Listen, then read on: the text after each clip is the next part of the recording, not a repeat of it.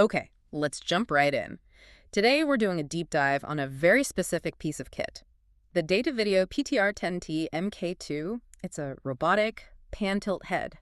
And our mission here is really to unpack how this one device can, completely change the game for smaller productions. Exactly. It basically lets you turn any small video camera you have lying around into a full-blown studio-controlled robotic camera. And when you first see it, what's striking is the size. It's only, about 3.5 kilograms? Just under 8 pounds, yeah. Yeah. Which is a huge deal for versatility.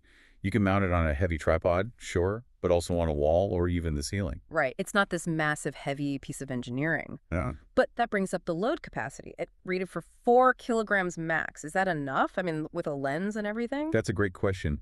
It's definitely aimed at the block camera and small camcorder market. Right. So, not for huge cinema lenses, but for most broadcast setups in that range, 4 kg gives you pretty comfortable headroom. Okay, that makes sense. And it has a couple of really smart features built right in. There's a tally light, which is great. Oh, nice. And a selectable DC output, a DTAP connector. So the head itself can actually power the camera that's sitting on it. So you're eliminating another power cable running up to the camera. That's just smart design. It really is. I also saw it's TAA compliant. Can you just quickly break down what that means for our listeners? Sure. TAA is the Trade Agreements Act. It basically means the product is made in a country the U.S. government approves for its contracts. So for government or, say, high-security corporate jobs, that's a requirement. Got it.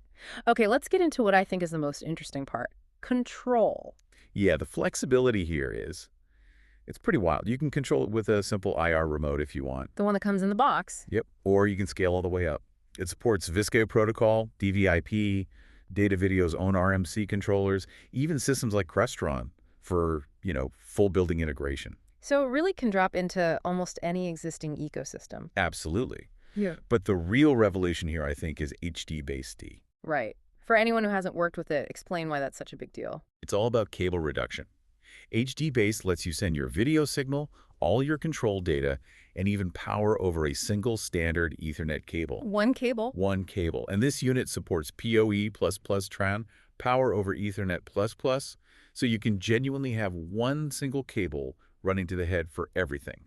No separate power brick. That saves so much time on location. So what's the range on that control? With HDBaseT, you get a solid 100 meters. But here's the kicker. If you use the RS-422 connection, you can push that control signal up to 1,200 meters. 1,200? That's almost a mile. It's a huge distance. And you're still getting robust signal options at HDMI, SDI, and resolutions up to 2160p. Incredible. So let's talk about the movement itself, the pan and tilt. How precise are we getting? The range is great. 340 degrees of pan, which is nearly a full circle, and plus or minus 45 degrees of tilt.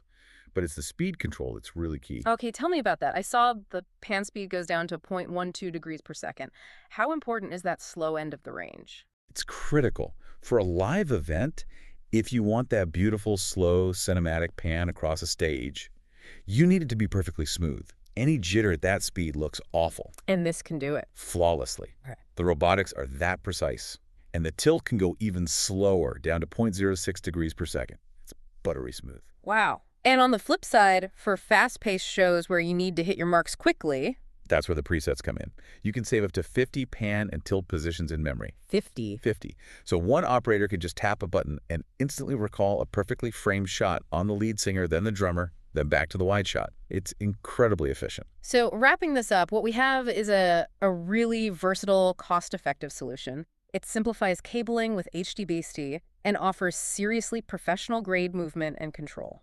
It really is the total package. Okay. And it leads with provocative thought, Go on. When you have the ability to control a camera with this much precision, Yeah. over 1,200 meters, does that start to make the whole idea of a central on-site control room obsolete for a lot of events? Huh. You could have your operator literally in another building. Or another city? It's something to think about, how technology like this isn't just improving workflows, but completely changing where the work itself gets done.